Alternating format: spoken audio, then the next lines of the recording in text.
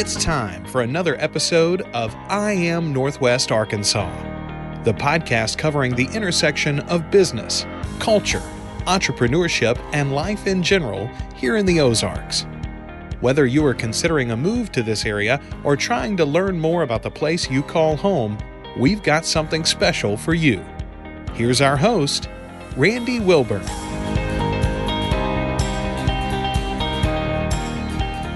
Hey folks, and welcome to another episode of the I Am Northwest Arkansas podcast. I'm your host, Randy Wilburn, and I'm excited to be with you today, as I always am. And this day is very special. Typically, I've told you guys in the past that I typically batch record podcast episodes on a Monday and Tuesday. And, you know, I get a chance sometimes to, in one day, sit down with several really exciting people. And today's guest is certainly no exception to that rule. He is Dr. John L. Colbert, and he is the superintendent of the Fayetteville Public Schools systems. And he's somebody that I have been hunting down for quite some time now to get on the podcast and tell his story. And I thought now more than ever before, it was the most appropriate time to really sit down and, you know, tell his story. I'm a big fan of giving people their flowers while they're still alive. And I think that's really important, right? I mean, I think it's always nice to hear things about somebody after they're gone, but not that he's going anywhere. I want to be very clear about that. I'm just saying that it's important for people to acknowledge folks that are doing amazing things in their local community. And Dr. John L. Colbert is certainly has been doing that for years. And so without further ado, I want to welcome someone to the podcast who is currently the Fayetteville Public Schools superintendent. He was also a teacher of special education. He was a principal at Jefferson and Holcomb Elementary Schools. He was the assistant superintendent for elementary education. He was the associate superintendent for support services. And he was the first African American to serve the Fayetteville Public Schools as a principal, assistant superintendent, associate superintendent, and superintendent. Did I get enough in? There's a lot in there. But Dr. Colbert, welcome to the podcast. Thank you so much for joining us. Thank you very much, Randy. I'm glad to be here. Yeah, absolutely. We finally did it. We finally did it. So listen, I do want to go back because a lot of times when we talk to people about their background, and I always want to introduce to our listeners who they're listening to and why they should even care in the first place. I would love for you just to share a little bit about your origin story and your background. And you can go back before, you know, you started working with the Fayetteville Public Schools, but I would love for you just to kind of share with this audience a little bit about who John L. Colbert is. Sure, I'll be happy to. And that's just that my journey began a long time ago, even before I got to Fayetteville as being an educator. I am from a small town called Rondo, Arkansas.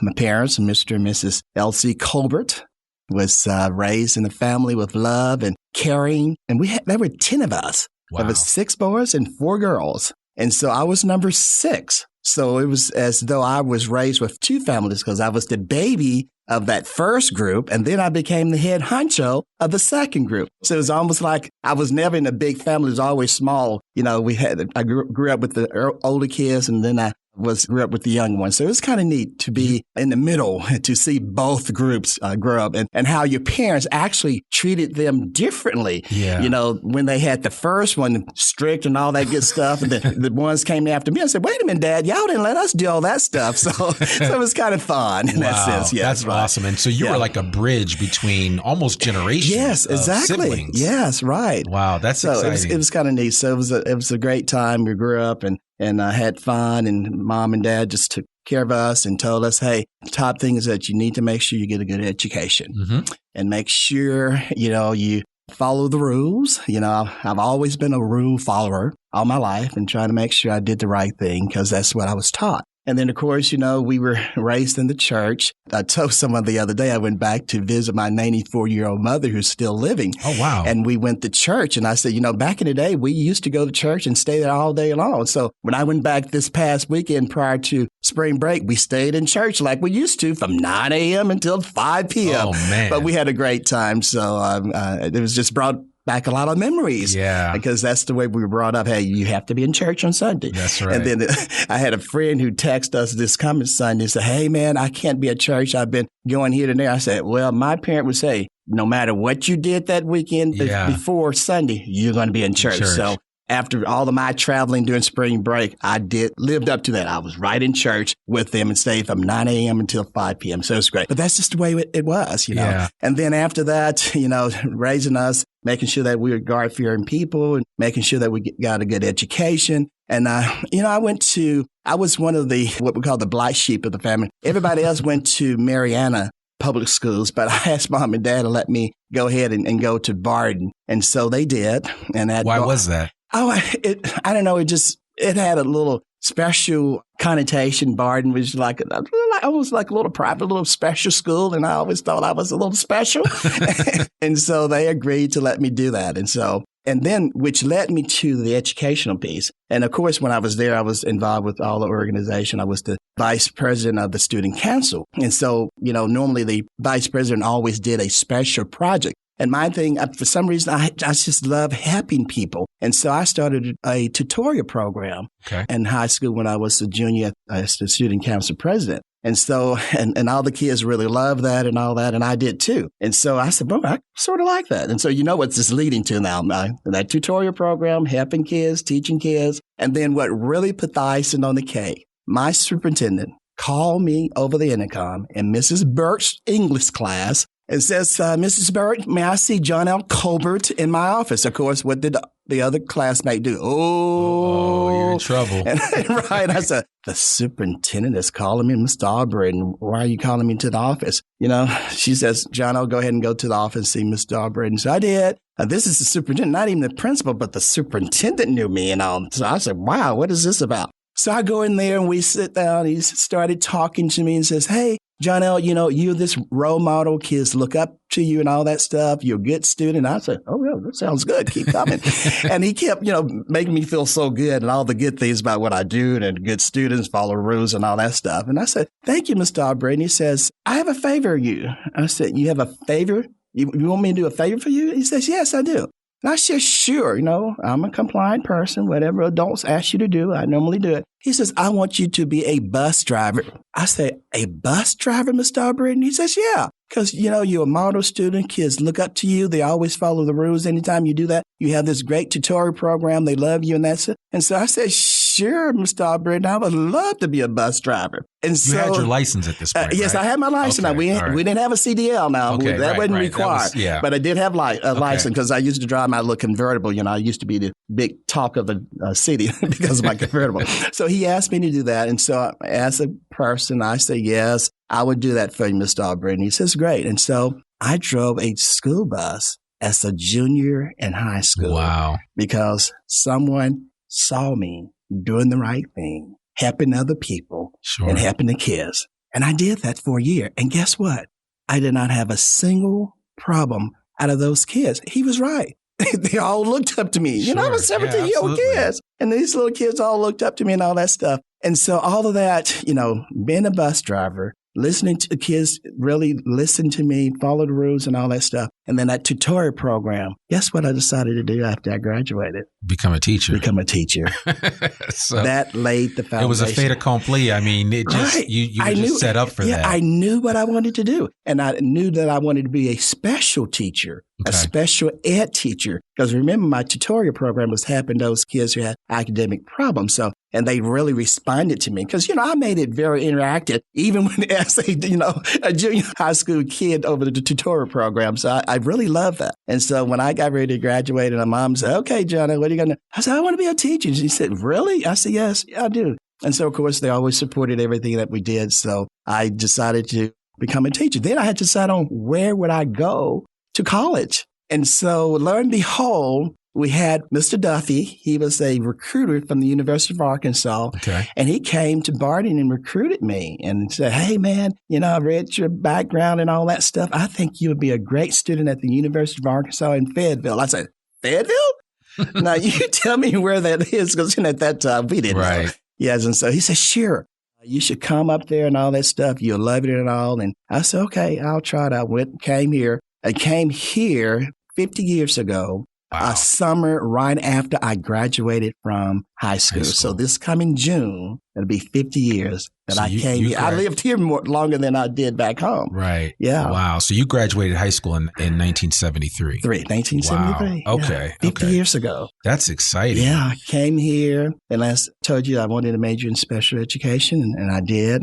And then, of course, during that time, I was active, pledged Alpha Phi Alpha fraternity, and was very involved there. And then I did all that during college because I feel like you need to be involved. My parents always say, hey, you would stay out of trouble if you're involved with some type of organization who's really making a difference. And Alpha was doing that. And so, hey, I said, that's me. Yeah. Giving back, volunteering for the community and all that stuff. So I joined the fraternity Alpha Phi Alpha, and then I was studious because, I told the brothers, hey, I'm here to get an education. Right. And so I did. I did that in 3 years and graduated. And then after 3 years, I had to make a decision because I had, different people recruiting me to come to their district. One was in Dallas and one was in Georgia. Then one was here in Fayetteville. And so I had to say, oh, my God, I need to make a decision here. Should I go to the big city where the big lights are, or should I stay in a small? Remember, Fayetteville was small back then. 50 years ago. So I made a decision. I said, I think I'm going to stay here in Fayetteville. Mr. Knight was the principal. Okay. And invited me and said, hey, and to an interview, and he liked what I had to say. And I said, hey, I'd like to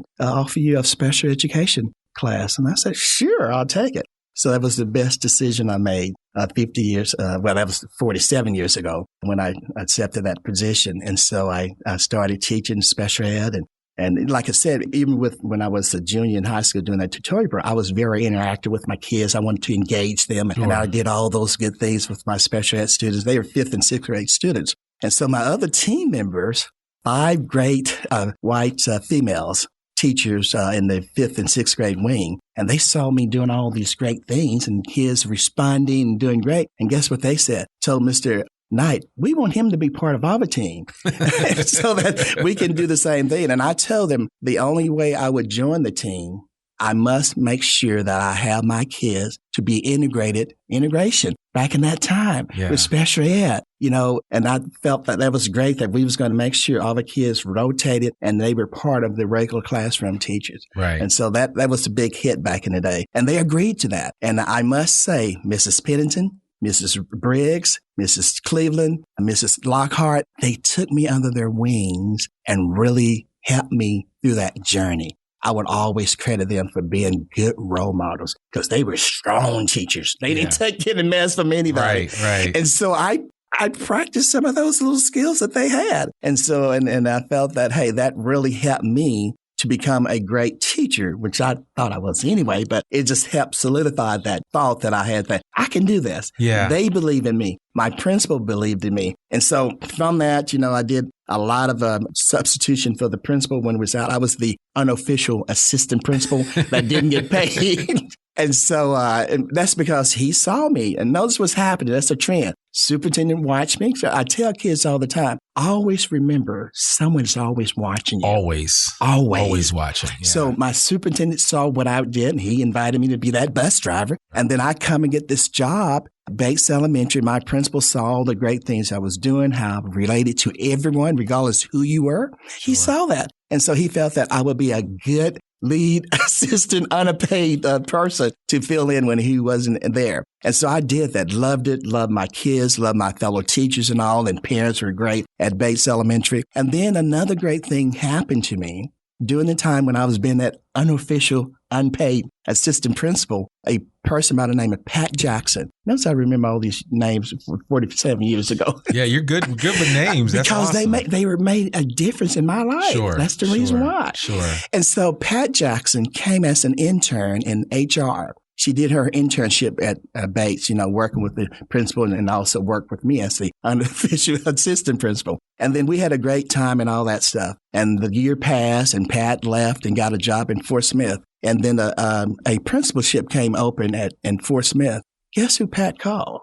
You. Me. Yeah. Why? Again, she saw me in action. Yeah, and she was watching me. So my message to everybody, don't forget people are watching you daily. Yeah. And that can make a difference in your life. And because that, I can contribute that to, hey, people was watching me. I did the right thing. And they saw that I was successful from the bus driver from the teacher, from the principal, that she hired me because she was in that building for a year and saw me in action and invited me to come to Fort Smith to be a principal at Howard Elementary. I did that 3 years. I commuted to Fort Smith over the old Highway 71.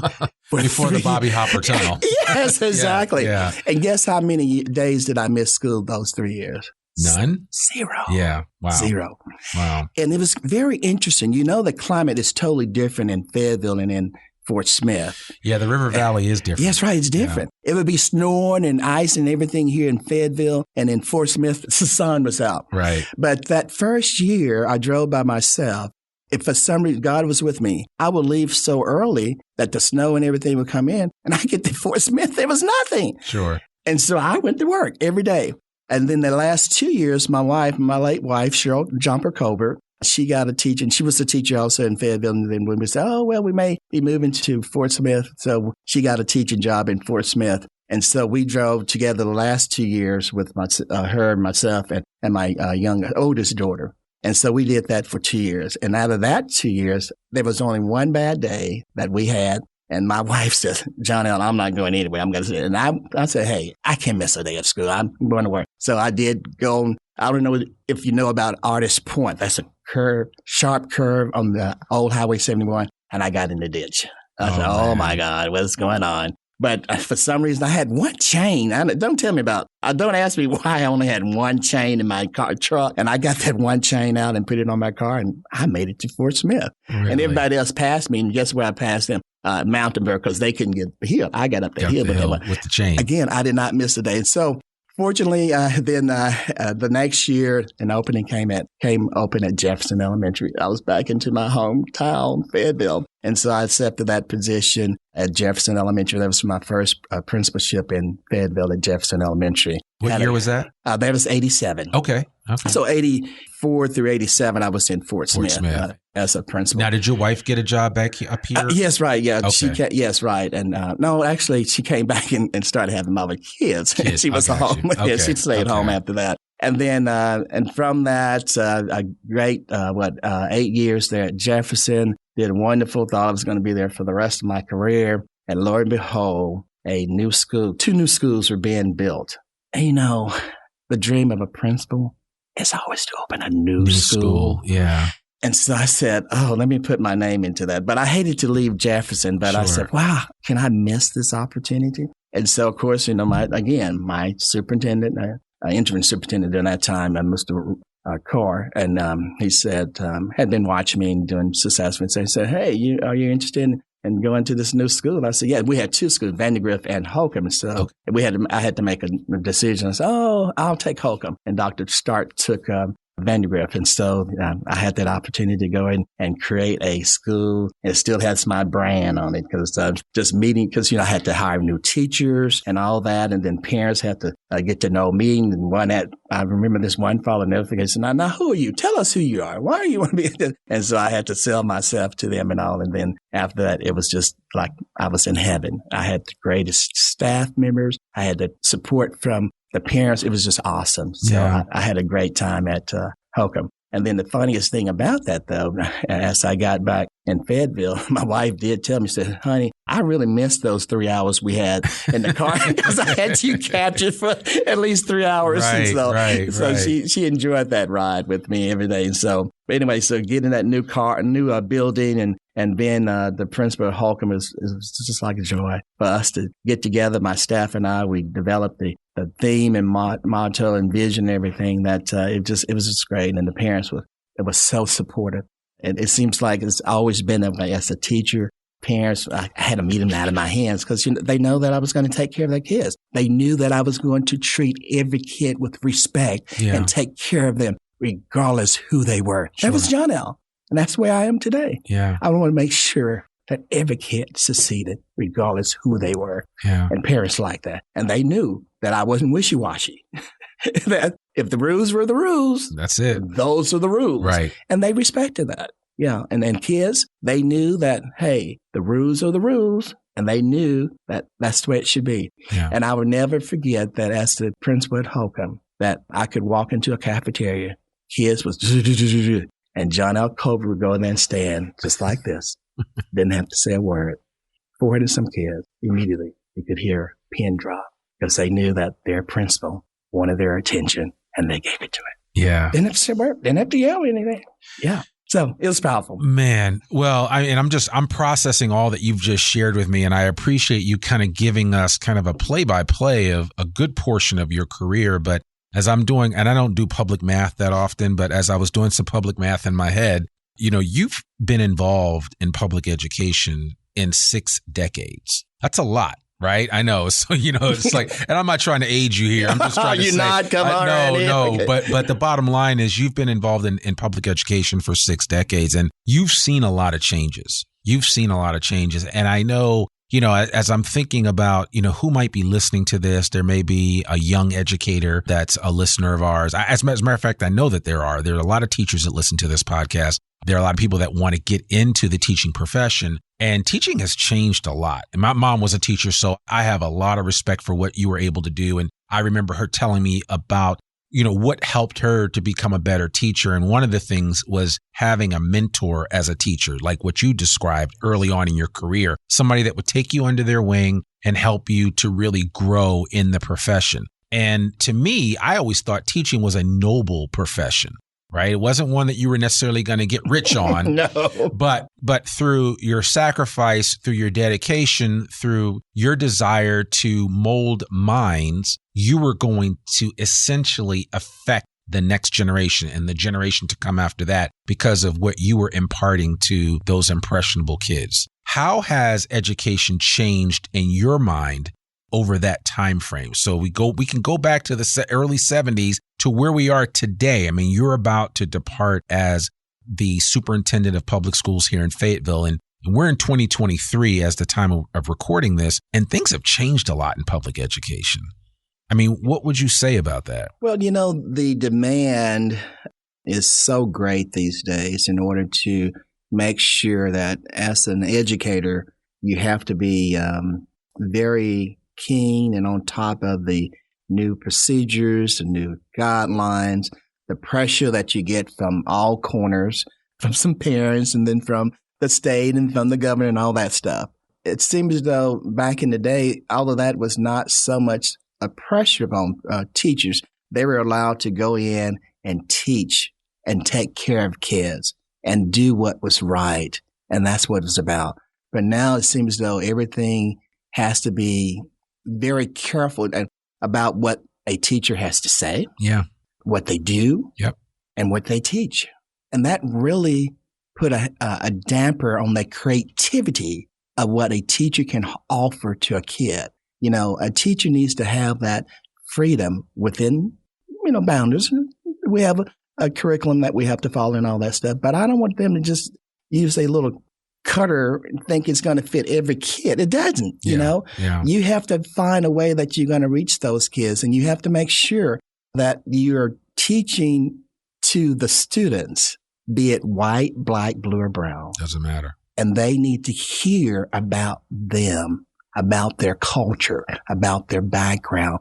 You integrate that into your lessons to make sure you capture their interest. Right. Because you have touched their lives. You're saying something about their people, whatever. That makes a difference. It does. And so that has been almost like our hands are almost tied that, can I say anything about black people? Or can I say that this person was black who created the stoplight and signal light?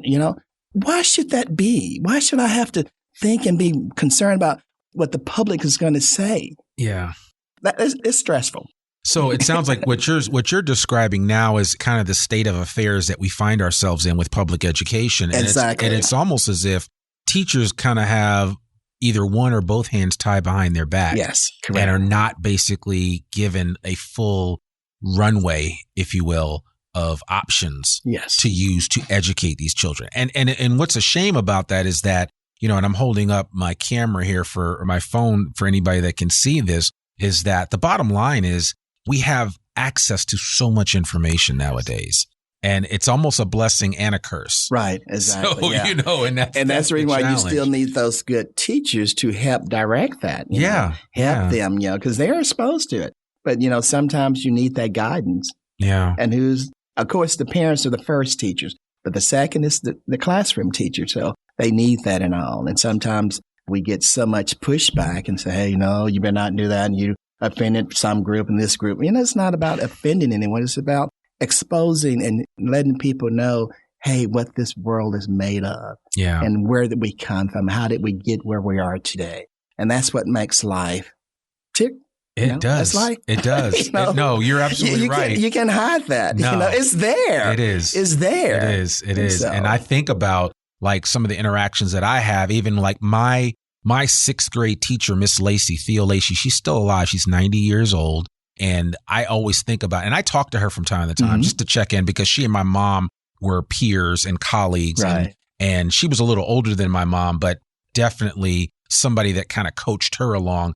But I just remember the profound effect that Miss Lacey had on my life, both at the time that I was physically in her class to today. And I'm 53, and the difference and everything that impacted me in that 41 years time, she played a major role in that. And that's the role that most teachers should play in the lives of their students, where you are relearning and remembering and taking lessons that were imparted to you in those primary years of education when you become an adult, right? And it just allows you, and some of the lessons that you were teaching and the lessons that you learned yourself, which allowed you to become a bus driver at 16, those lessons serve you well through life. Exactly, yeah. They really do. And that to me is my biggest concern about where we're headed in education, in public education, because if you hamper the efforts of effective educators to truly educate the child, the whole child, then, I mean, what does that mean for our society?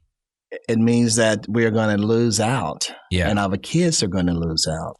And then also with that pressure on those great model teachers, some of them say, hey, it's not worth it. No.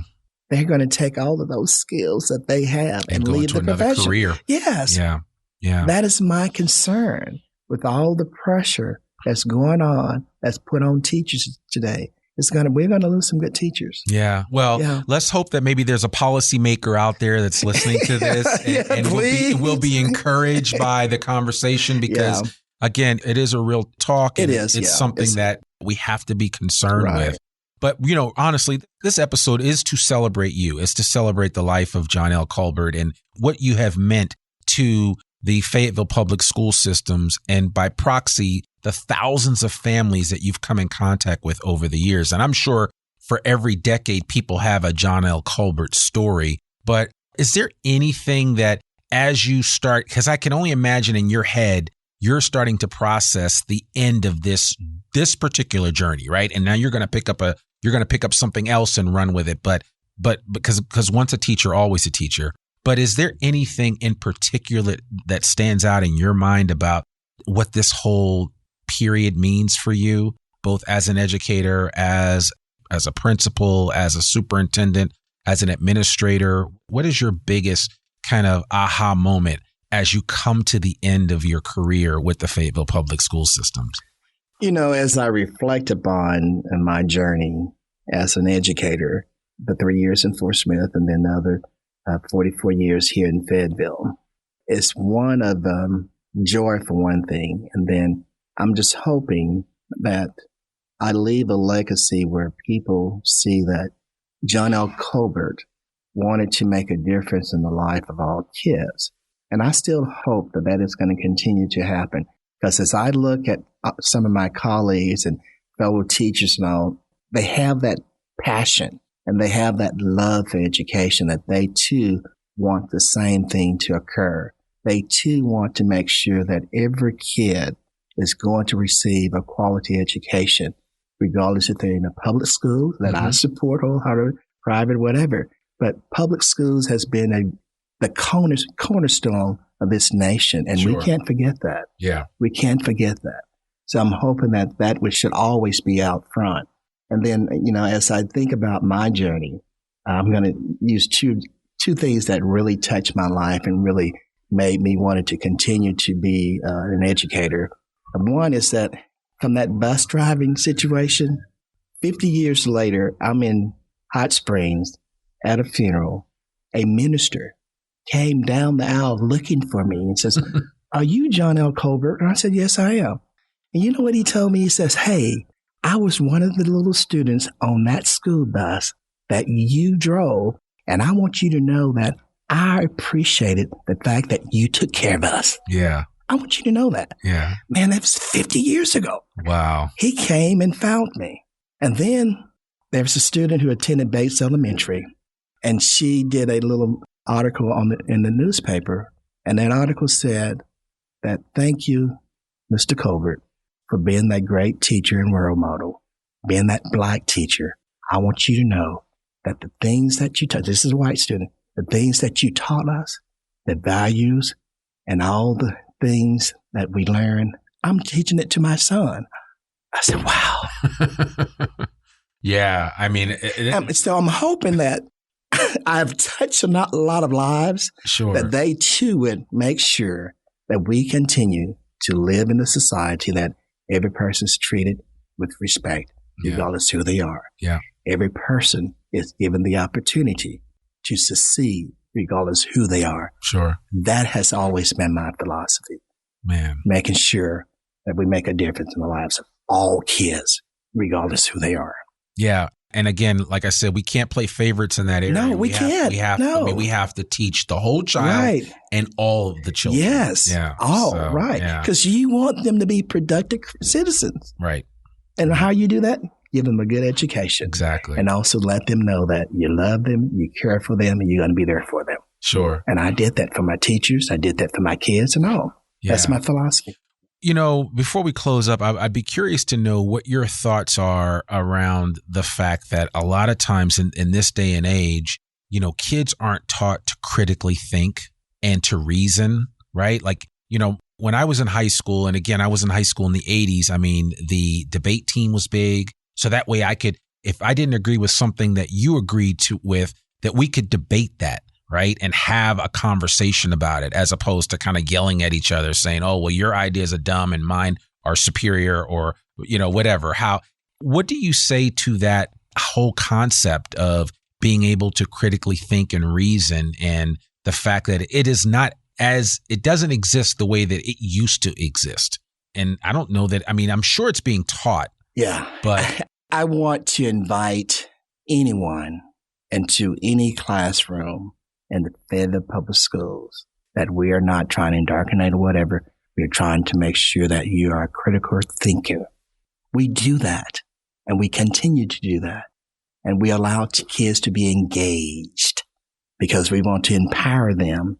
Because remember, we just can't, you know, we don't do the things that teachers used to do, just feed and stand there and lecture. Right. We don't do that anymore. We want kids to be thinkers. We want to give you a problem we want you to solve. Turn around and talk to your buddy next to you in the classroom. That happens. Yeah. You know, that teacher's not just sitting up there teaching all the time. They want to give those a situation to you as a student, and they want you to solve that. Sure. So that being a creative thinker, that happens still today. Yeah. And you want to encourage that at every turn. Yes. I do it with my 3 boys. Right. I'm constantly telling them to, you know, you have to think through the things that you're doing, why you're doing them, what motivates you to do them. And I mean, I think it's important for that And message. we always tell parents, you are the first teacher in that child's life. Right. And you should always be. We just come along to help subsidize the things that's maybe missing to help your child grow. Help your child be a creative thinker. That's what we're there for. Yeah. No, well, I mean, you've said it so many different ways, and I appreciate you kind of giving us a full undertaking of your experience. As we wind up here, what is your advice for the incoming superintendent, John Mulford, who will be taking over? And I know that there were several highly esteemed individuals that were interviewed and taken through the process by the Fayetteville School Board. But I'm curious to know what would be your one piece of advice that from one superintendent to another that you would impart to Mr. Mulford as he comes in and takes over from where John L. Colbert left off? Ms. Mulford, you are the superintendent for all kids. Take care of all kids. and make sure that they all are being successful. That would be my advice. Okay. For all kids. All kids. Okay. I'm a superintendent for everyone. Yeah. Not just a select few. Not the one on the east side, not the one on the west side, south, up north, but every kid who's in my district, I'm the superintendent for them. Yeah. And I want them all to be successful.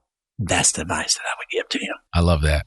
Well, clearly the Fayetteville school system thought enough of you that they want your legacy to exist beyond just your time with the school system. So they've decided to name a middle school after you, the John L. Colbert Middle School. And I don't know, what is the mascot for the school? Cobras. Cobras. Okay, all right. That's Cobras. Cobras, yeah. I love that. So what does that mean to you? Well, I'm just honored, first of all, and I appreciate the board and the community for giving me that opportunity to have a school named after me. So I'm humbled in that sense, and it means a lot. And then and one thing about that it's not just for me, but it's for every African-American citizen. That means a lot to them too. Yeah. And it's just amazing how people have been saying, hey, we're going to be there. Yeah. Because this is for us. Absolutely. But we are there to support you, but hey, this is for us. Exactly. So when I hear that, I say, you're right. Because the things that I've done, I want to be that trailblazer who have left that path for others to follow. Sure. And be successful. Right. Yeah. Because we all live not just for ourselves, but for everyone else. Everybody. Yeah. And I think it's important. I mean, especially for our audience that's listening to this from other areas of the country that are thinking about relocating here. I know my mom was surprised when I told her the Fayetteville Public Schools superintendent was Black and that he's been serving in some capacity for that school system for 47 plus years. She was like, really? And again, a lot of times we have these preconceived notions about different parts of the country and different areas. But, what I have found in being in Northwest Arkansas in the last 8 years that I've lived here is that this area is actually fairly diverse and becoming more diverse each and every day. And you're a prime example of what that diversity represents and the excellence that comes out of esteeming diversity above a lot of other things where we get into this whole mono society of just one thought, one idea only, instead of having a diverse group of people representing diverse thoughts and ideas. And so you certainly are a champion for that. And so I really want to thank you for being that here in Fayetteville and beyond. Right. Yeah. And I must say that Fayetteville has been very accepting. Yeah. And I love that. Yeah. Very inclusive. Right. Ever since I've been here, that's 50 years ago. Oh, Fayetteville, Arkansas. Yeah. And even before that, my understanding was that Fayetteville High School was one of the first high schools to integrate. Right, without any problems whatsoever. Exactly. Yeah. Very accepting. Yeah. That's the way we were, and that's the way we are today. Absolutely. I tell people all the time, Northwest Arkansas is the best kept secret in the country. Right. So. It is. Hey, that's the same thing I used to say when I used to go back. Guys, there's a well-hidden secret up there in Northwest Arkansas. Well, I mean, with 30 plus people a day moving here, people clearly are getting the message. I could say that about 40 years ago. It really was. It was not like that. But now, it's different. Yeah, it has grown really and it's very diverse. Yeah. So as we wind up, and I know I've said that this is my third time saying as we wind up, but what's next for you? What's next for John L. I know Colbert? You like to ride your bike on the trail. Yes, I have to. I see. The thing I notice is that I see you out at a lot of events, and I know you were part of the Dr. Martin Luther King Council, Council, which does great work here in Northwest Arkansas.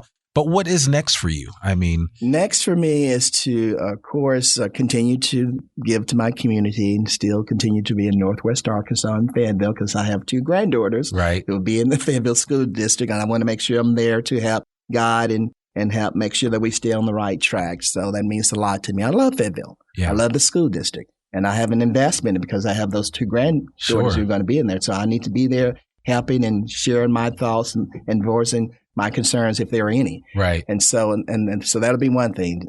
Volunteers and all the second, I have a 94-year-old mother who lives in Rondo, Arkansas still, and who's still going strong. I want to spend a lot of time with her. Yeah. I'm going to be going over to Rondo quite often. And I also just travel. I want to just travel and enjoy life.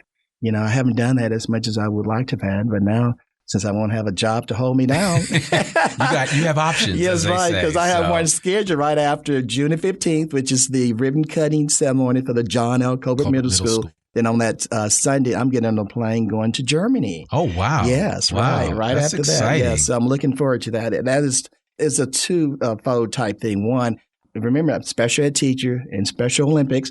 The World Games is going to be in Berlin, Germany while I'm there. So, of course, where I'm going to be sometime, I'm going to be there at some of the games, rooting and cheering on the athletes. Yes, right. Mm-hmm. That's awesome. That's awesome.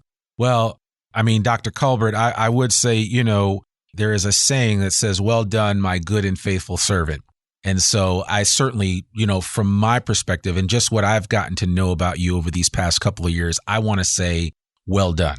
Great job for everything that you've done, for all that you are to this community. Your family must be proud to say, hey, that's my daddy, that's my grandfather, that's my son. Yeah. Right? That's mom. Right, exactly. And so I personally want to thank you for your tireless resolve to serve this community's needs. And you are emblematic of what I see in Northwest Arkansas across the board in terms of people giving back selflessly throughout time. And I hope I can say the same thing in multiple years from now, but I really appreciate all that you've done. And I look forward to your next chapter.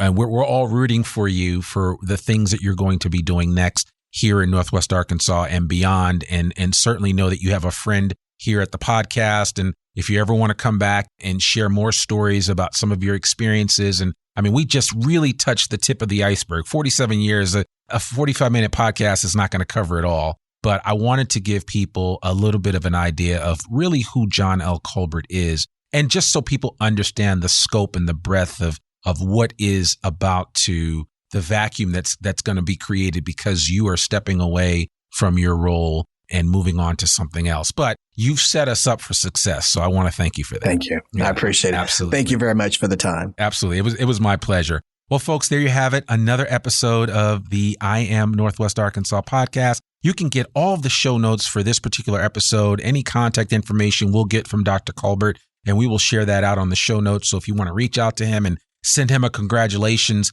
and a thank you, I think that would be totally appropriate to do. And I certainly want to encourage you to consider doing that. To learn more about us or to read or download the show notes from today's episode, visit IamNorthwestArkansas.com. You can listen to this podcast and sign up for our free newsletter to keep up with us and all things NWA. Sign up today.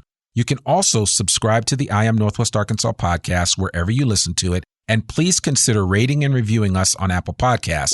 Remember, our podcast comes out every Monday, rain or shine.